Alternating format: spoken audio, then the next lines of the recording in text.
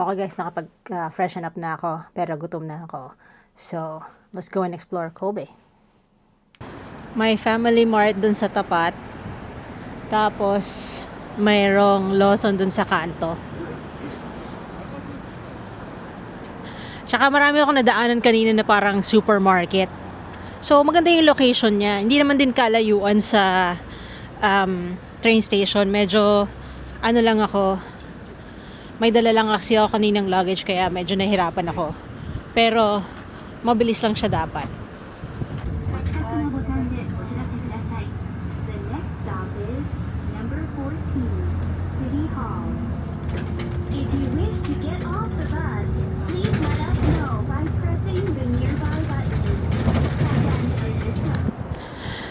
So, ang first stop ko sa Kobe ay itong American Park.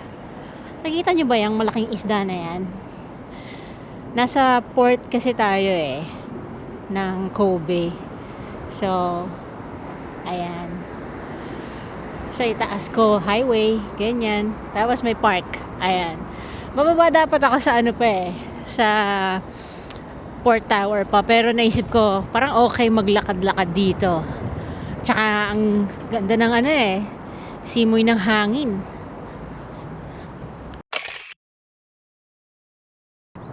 In fairness, ang ganda dito Dito ako hanggang sa paglubog ng araw kasi 5 o'clock yung ticket ko dun sa tower. So, palagay ko maganda tong lugar na to sa gabi.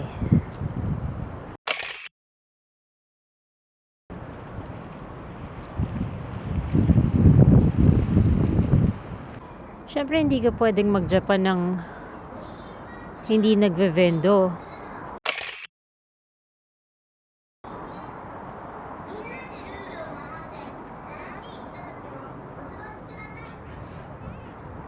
Hindi ko lang alam kung alin. Parang gusto ko tong creamy cocoa Kahit saan talaga may Starbucks. Ayun yung sign ng B Kobe.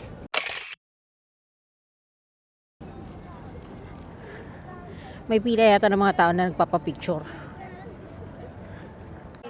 Okay, so nandito na tayo sa observation deck ng Kobe Tower and makita nyo, pababa na yung araw. Hindi nakaka-capture ng mabuti ng Osmo Pocket 3 yung kulay pero very orange na yung sky. Tapos may sun rays na tumatagos dun sa ulap.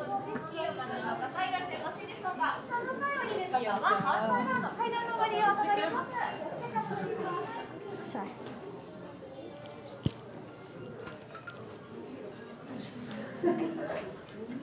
Tapos meron dong bridge na kulay pula.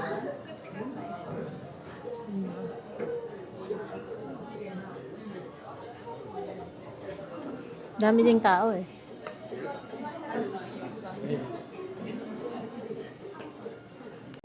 Baka dito mas kita yung sun rays. Ayan.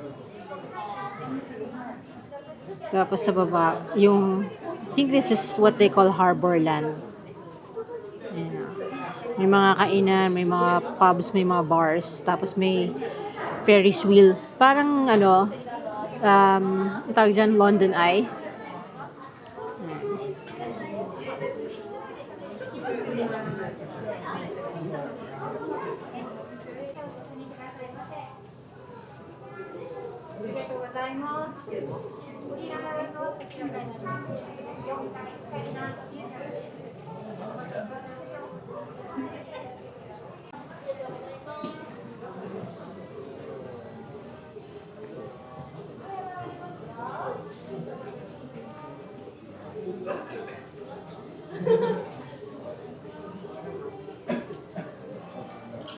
Okay, so mula dun sa Kobe Tower, naglakad lang ako.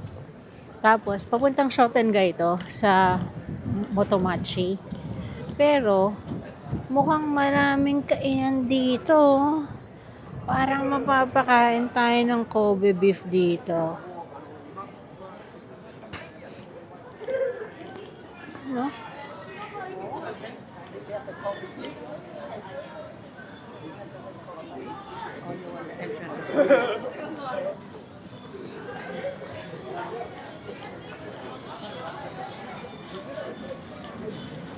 Mga street food.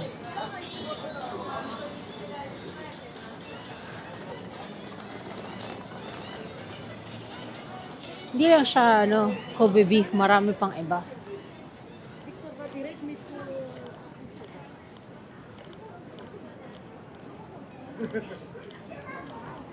Mas malapit pa rin yung Myeongdong Street Food Market.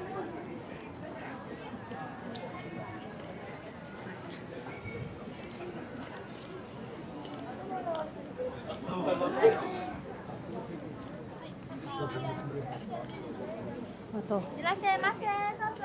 ご注文どうぞ。美味しいです。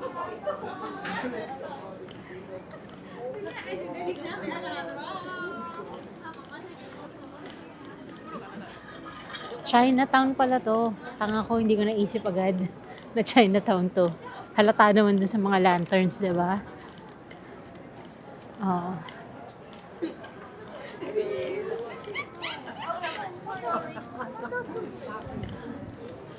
Pwede naman akong kumain dito kasi parang bukas ko pa meron kasing malapit dun sa hotel ko na ano lugar for Kobe beef.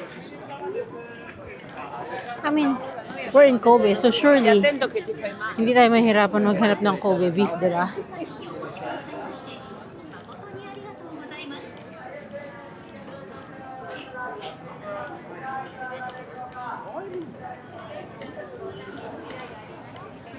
Pag ganyan na kailangan yung ilako yung pagkain nyo, parang napapaisip ako kung masarap ba?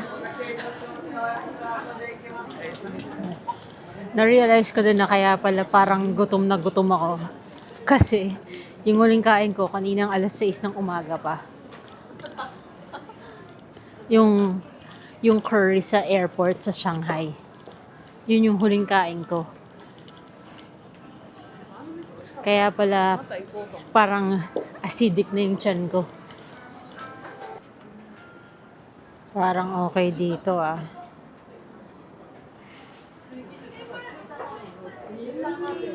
Medyo mahal pero pwede na.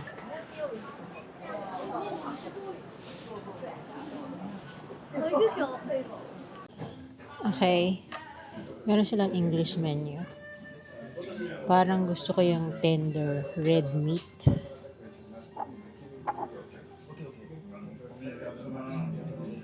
$4,900, so mga $50. Change to a large serving of rice is $250 and additional.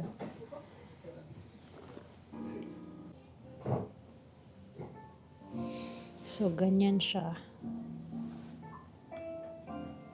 Ito. Ayan na siya. So, ito yung miso soup. May salad. Tapos, ito yung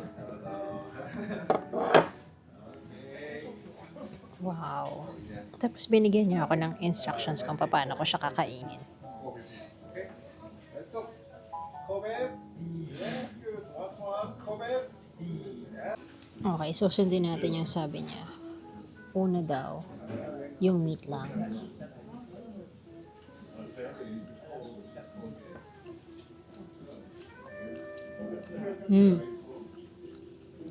Masarap nga. Yung next, mash the egg and dip it into the meat with rice. Ang ano? Hee.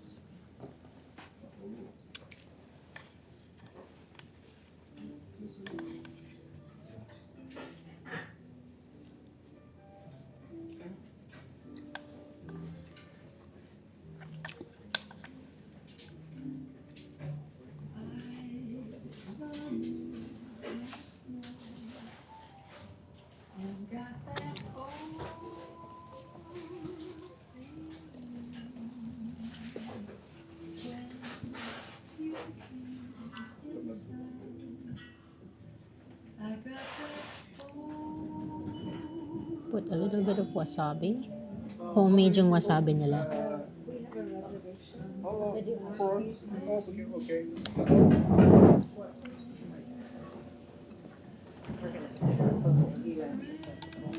Sarap nga.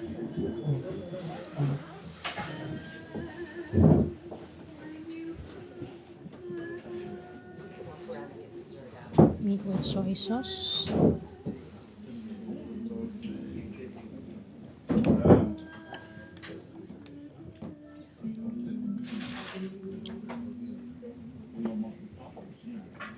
Let me show you under the name. Lisa. Oh, okay.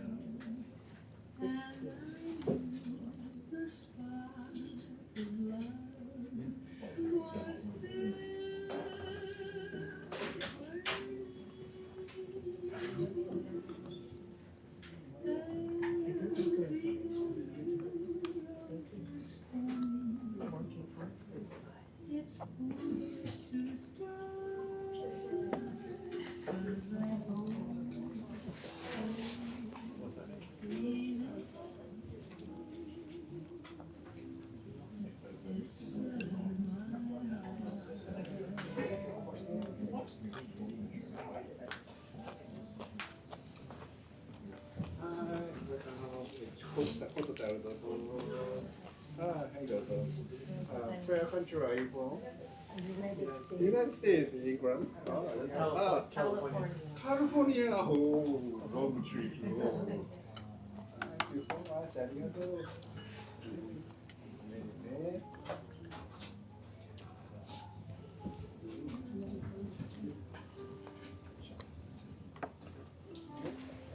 はい。はい。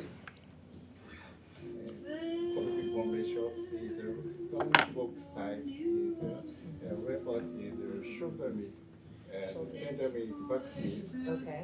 red meat, and tree. Very salt meat, little salt. I recommend the tender is very good. Okay. Yeah. And Kobe sushi very delicious. So table with fire performance, very nice smell. It's good. Yeah. As the menu, chef's specialty salad is very sweet. It's good. And you use drink milk.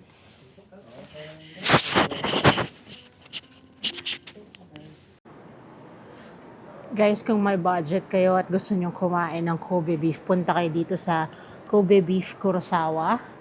Nandito siya sa area ng Chinatown. Winner siya. Okay, nandito na tayo sa Shotengae. Nakita ko na agad ang ABC Mart. Mahaba-haba ito. Dito tayo pag tayo may nakitang second street dito, yari na naman ang pondo natin.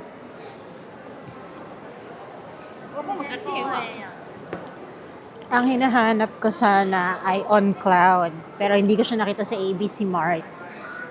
Feeling ko kailangan sa specialty store siya eh.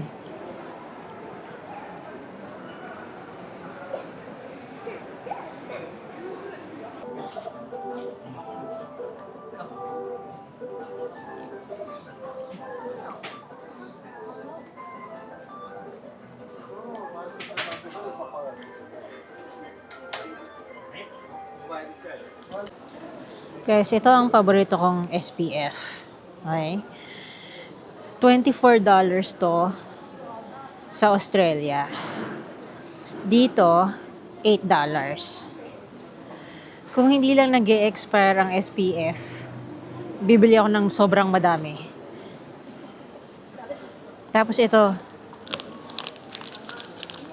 naman ay bath tablet. $16 para sa 6 ang laman. Sus ko, ang isang Lush ay 12. Oh, isang ka pa. Ang haba nitong Shotengai na to. Mariosep. Ay, kailangan ko mag-withdraw. Meron kayang ATM dito sa 7-Eleven. Kasi ginastos ko na yung pera ko sa sa Kobe beef. Madaming nagwe-withdraw meron naman malapit sa amin. So, doon na lang ako sa malapit sa hotel. Pero, kasi sakto, syempre kukuha tayo ng Pilko. Pwede ba naman tayo pumunta ng Japan na hindi kumakain ng, umiinom ng Pilko, di ba? Oh. Merong vintage shop dito. Baka bet nyo yung ganyan. May 30% off pa sila. Kung mahilig kayo mag-ukay. Ang kagandahan dito sa Japan, actually, mga ukay nila, very good quality. Okay, nandito na ako ulit sa hotel. Kasi pagod na ako. Pero, before ako magpahinga, gusto ko munang ipakita sa inyo kung ano ang binili ko. Diba? First of all, nag-family mart ako, syempre. Pero imbis na family chi, kasi nga kumain na ako, diba? Meron ako nitong pudding parfait. Usually, ang binibili ko yung normal lang na parang creme brulee yung type niya. Pero nakita ko kasi to, meron siyang parang coffee jelly. So, naisip ko i-try. Saka syempre, pwede ka ba namang mag-Japan na hindi kumiinom ng Pilko? Kasalan to ni J.M. Bangkisyo. Okay, sa kanya kayo nalaman. Tapos, ang the best na salompas ay hindi salompas. Ito, yung Roihi Chuboko. Yan. Kailangan ko to para sa paa ko. Tapos pinakita ko na sa inyo kanina, pero sobrang okay itong ano na to. Hindi siya yung nag-fizz at nagbabubble kagaya ng yung sa Lush. Pero it does the job. Sobrang nakaka-relax ang bango niya. Tapos, ito na-try ko na to, vitamin C. I really like this. Dahil magkahiwalay ko siyang binili sa magkaibang drugstore, hindi ako mabuto sa 5,000 para sa tax-free. So, kaya mo na. Okay. Bukod dyan, bumili rin ako ng mask na vitamin C. Meron ako ng retinol eh. So, ito naman. Okay. And then, pinakita ko na rin sa inyo kanina yung favorite ko na SPF. Ito. Yung Roto Skin Aqua Tone Up in purple. Kasi sobrang nakaka-brighten ng face at saka parang nabablur yung pores ko. Pero at the same time, nakita ko rin ito. May isa siyang version na medyo mas, kasi ito, medyo lavender as the color indicates. Ito medyo peachy yung dating niya. So, but both of them are meant to sort of like brighten your skin. So, sabi ko, ita-try ko to. And since I've never tried it, ito na yung bubuksan ko habang nandito ako sa Japan. Para kung maganda siya, bibili pa tayo. Ayan. So, magpapahinga na ako. Kakainin ko na yung custard ko, ay yung parfait ko, at saka inumin ko na yung peel ko. Nga pala, kapag kayo, TMI to kapag kayo ay nagsistruggle na magbanyo pag nasa ibang bansa kayo, specifically pag nandito kayo sa Japan, kasi hindi ko alam kung available to anywhere else eh. Pero pag nandito kayo sa Japan, kasi may mga tao, di ba, na namamahay pagdating sa pagbabanyo. Kung namamahay kayo, garantisado. Gagalaw ang mga ayaw gumalaw. So, try niya to. Try niya yan. Okay. I'll end the vlog here so that I can rest and I can edit. Share ko lang. Ang sarap. So, pudding yung sa taas. Well, they call it pudding pero para siyang leche flan. May sponge cake sa loob. Tapos, coffee jelly nga to. Ang sarap.